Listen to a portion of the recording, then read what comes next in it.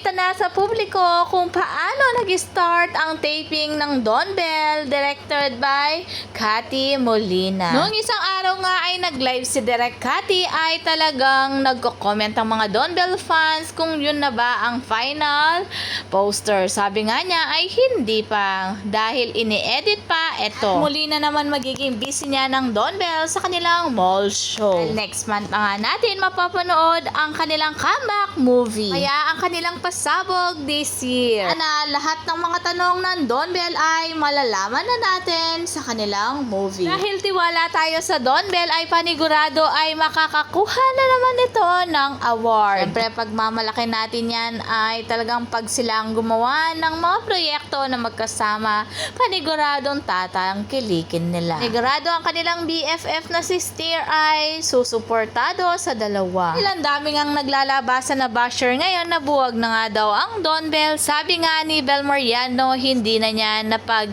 pigilan na magsalita. Sabi nga niya, andito pa rin. Don Bell is always here.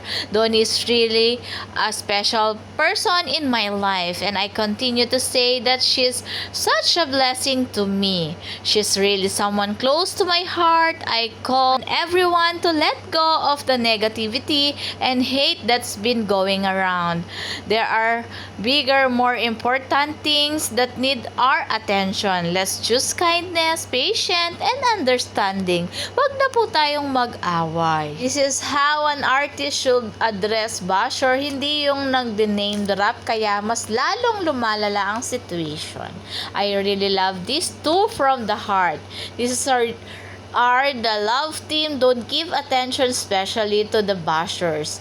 They are a God-fearing person and has deeper relationship to Lord. That's why I love them.